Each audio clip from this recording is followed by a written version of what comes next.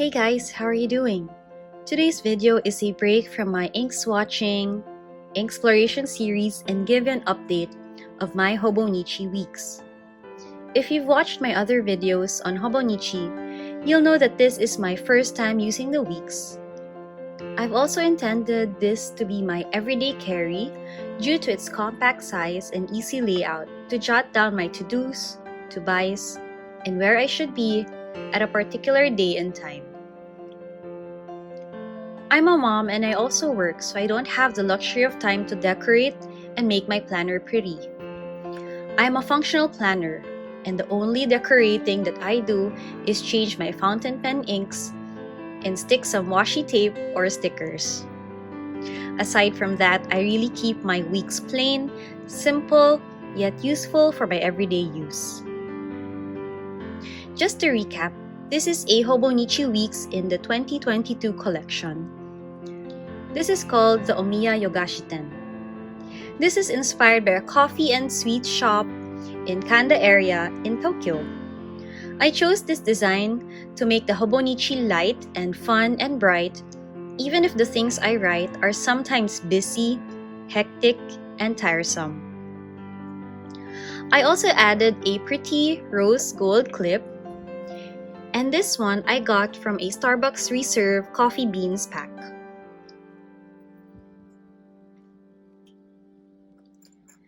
There's also a cover on cover to protect the weeks. Currently, I'm assigning a fountain pen for the weeks. This is a Platinum 3776 Nagasawa Senski, short for Century Skeleton, in the 14K rose gold nib and rose gold trim. This has an extra fine nib, perfect for Hobonichi's Tomoe River paper box grid.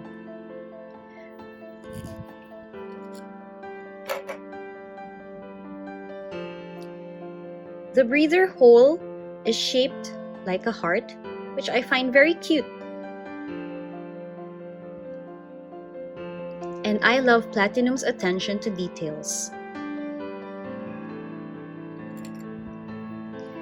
This fountain pen is currently inked in Diamine's Cherry Sunburst, which is part of the Leigh Gibson collection. It's a pretty warm brown/rust, almost bright orange color that matches the rose gold aesthetic. I also like how it writes against the beige cream color of the paper. It kind of gives a nice vintage vibe in my weeks.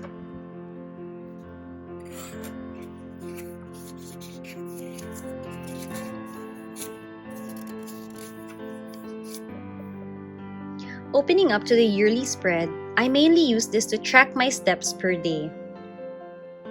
I use a fitness tracker so I don't have to write this every single day. I open the app from my fitness tracker and write my steps. I do it so I can have a visual of how active I am or how lazy I am at certain days. I try my best to stick to one color per month for uniformity.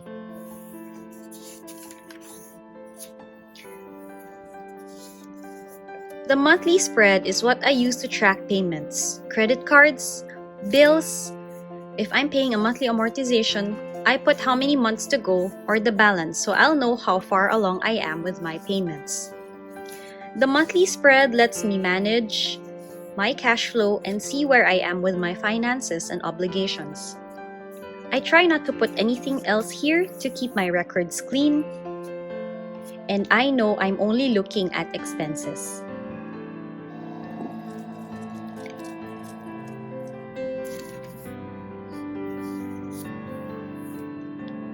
Okay, so the weekly spreads are still a work in progress. But basically what I do is the left side is used for appointments, events, meetings, sometimes birthdays, holidays, and if I'm taking time off work. It helps me balance my days by spreading out events and meetings, sometimes putting similar or nearby errands together, and avoid double bookings.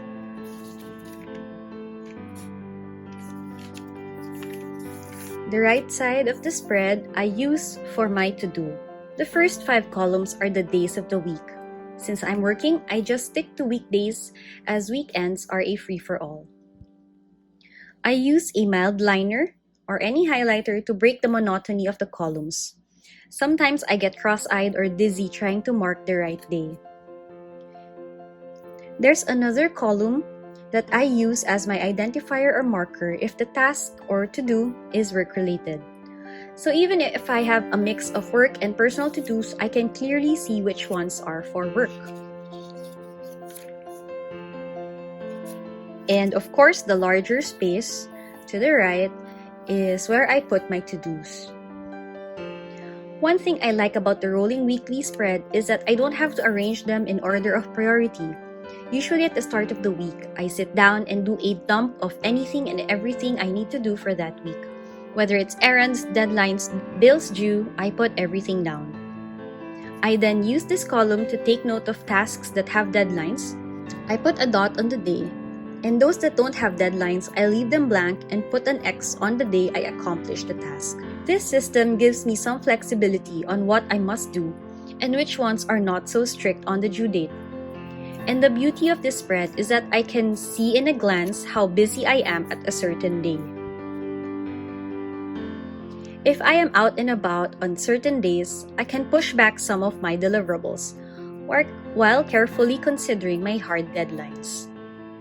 Since December, this productivity system has worked for me.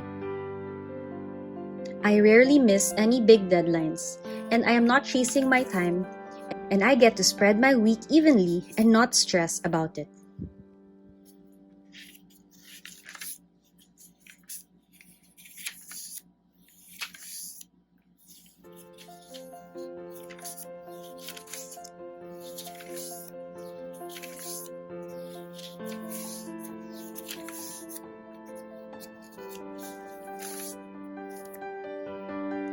However, starting April, I will try a slightly different layout. I made borders to create partitions, so the leftmost part will still be my events, appointments, meetings, and holidays. The second part, which will cross over to the right side of the spread, will be for expenses for the day, whether it was an online purchase or a store purchase. The remaining portion will have my rolling weekly layout. The reason for this is so I can keep track of my spending. Although I've never had success with expense tracking, I hope I can do a better job. But let's see. I've given myself 1 month to test this new layout, and if it doesn't work, I will switch back to my tried and tested layout.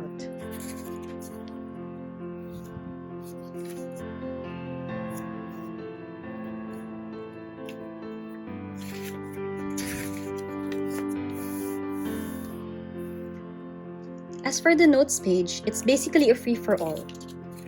I use it when I have to, and there's no organization here.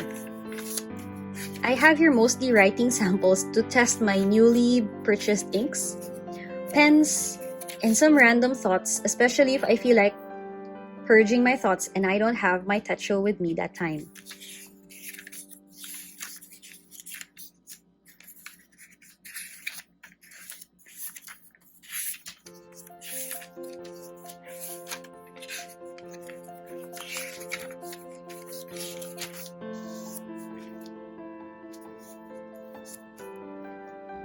The last part of Hobonichi Weeks that I use is my 100. This year, I plan to log here the movies and series that I want to watch, am currently watching, and finished watching. I use the box to put the status. So an unshaded box means I haven't watched it, half shaded is currently watching, and fully shaded is finished or completed. This is my simple list. No other details like ratings or feedback. It would be nice to look at this at the end of the year to see how many or how little I've Netflixed and chilled. And that is it, you guys. That's an update of my Hobonichi Weeks. This by far is my most used and the one I reach for the most. It helps me declutter my mind by dumping everything that I need to do for the week without worrying about prioritizing deliverables. The rolling weekly is my preferred method of organization as it gives me flexibility to move my tasks here and there without sacrificing the layout. The weekly spread is very helpful for me to help me visualize how busy or how relaxed my week is. The monthly spread, which I use solely to track my amortization, loans, bills, and anything monthly related, is a game changer for me. It helps me pace my spending and manage our cash flows. To those who are intimidated by the weeks, don't be. Let the planner work for you and your needs, not the other way around. Give yourself time and leeway to test what layout and spreads work for you. You're also not required to make it pretty or neat, although those Pinterest and Instagram posts are really tempting. It's okay to make mistakes. Make smudges and revisions as it's part of your planner. It's okay to make mistakes, some smudges and revisions, as it's part of your planner journey. Personally, I think they give your planners more character and make it more you. We just have to get over the fear of ruining something pretty and pretty expensive. Might as well use it, right? I hope you've enjoyed this video and gave you some tips on planning and organization. I certainly am a functional planner, and I thoroughly enjoy making the most out of the Hobonichi Weeks. I'll give an updated review of the A5 and A6 planners soon, so stay tuned. If you like planners, fountain pens, inks, and all fun things, please consider subscribing to my channel. Give this video a thumbs up, and I'll see you soon. Bye guys!